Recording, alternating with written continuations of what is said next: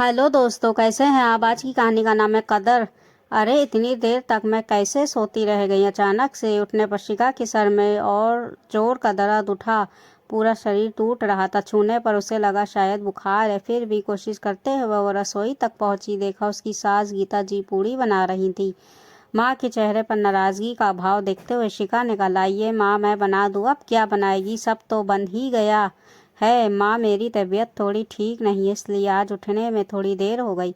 तुम सोती रहो, तुम्हारे भरोसे रहता तो आज भूखा ही ऑफिस जाना पड़ता। वो तो अच्छा है माँ कुछ दिनों के लिए हमारे साथ रहने आ गई, नहीं तो शिखा को अपनी सास की बातों से इतना दुख नहीं पहुंचा जितना अपने पति मनोज की बातों से शिखा अपने पति के साथ शहर में रहती थी। उनका एक छोटा दूध मुंह बच्चा था। उसको देखने के लिए उसकी सास गीता जी शहर आई थी। बहू की तीमारदारी ना करनी पड़े इसलिए गीता जी डिलीवरी के समय आई नहीं थी और शिखा की डिलीवरी के समय उसके पति ने उसका थोड़ा बहुत ध्यान रखा था। बाकी उसके मैके वाले कुछ दिन के लिए आ गए थे। कमरे में आपको मैंने कल रात में बताया था तबीयत थोड़ी ठीक नहीं लग रही, पर मनोज अनसुना करके चला गया। बच्चे को दूध पिलाने के बाद शिखा रसोई में आ गई। अब खड़ी रहेगी या कुछ हाथ भी चलाएगी। शिखा ने रसोई घर में रखे बर्तन को देखा। सिंक में बर्तनों का अंबार लगा हुआ था। गीता जी ने आलू की सूखी सब्जी और कुछ पूड़ियाँ बनाई थी। उनके बेटे को बहुत पसंद है, शायद इसलिए। पर शिखा की खराब तबीयत के बारे में पूछना किसी ने ज़रूरी नहीं समझा। शिखा ने मेडिसिन खाकर बुखार में ही घर के सारे काम किए। उसके ससुर जी को हल्का नाश्ता पसंद था, उनके लिए अलग खाना बनता था। गीता जी को चटर पटर खाने की आदत है, आए दिन कुछ ना कुछ बनवाती रहती थी। शिखा का बच्चा भी बहुत छोटा था, उसका भी ध्यान वो खुद रखती थी। गीता जी अपने पोते का कोई भी काम नहीं किया करती थी। अरे ठीक से मालिश कर दे, हड्डियाँ कितनी कमज़ोर हैं। शिखा के मन में आया कि कह दे, आप ही कर दीजिए, पर वो जानती थी यही जवाब आएगा। अपने बच्चों का किए, अब क्या बच्चों के बच्चों का भी करेंगे। बहरहाल शिखा ने उसी हालत में जैसे तैसे काम किए। शाम होते होते उसका बुखार और बढ़ गया। वो बुखार में कढ़ाने लगी थी। उस रह रह कर अपने मम्मी पापा की याद आने लगी। कैसे उसे थोड़ा भी बहुत बुखार हो जाता था तो घर के सारे लोग उसकी देखभाल में लग जाते थे। यहाँ तक कि छोटी सी छींक भी मुझे आराम करने का मौका मिल जाता था। मम्मी कितना कहती थी, इतना लाड प्यार ससुराल में नहीं मिलेगा, काम करने की आदत डाल। पर मैं ये कहकर भाग जाया करती थी, मम्मी मुझे तबीयत खराब में काम करना बिल्कुल नहीं पसंद।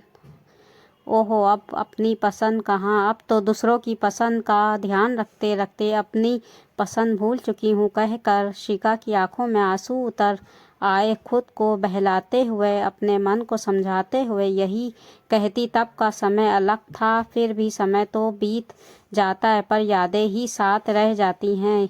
यहाँ देखभाल तो दूर, कोई तबीयत पूछता भी नहीं था। ऐसे ही यादों में खोई शिखा की आँख लग जाती है।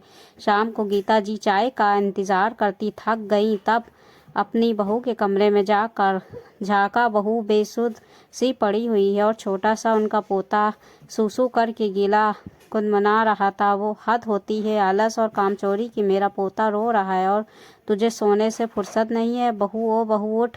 पर शिखा का बुखार बहुत बढ़ गया था, वो आंखें नहीं खोल पा रही थी। गीता जी को लगा कुछ गड़बड़ है। माथा छू कर देखा, आग जैसा तप रहा था। आनंद फानंद में बेटे को फ़ोन किया।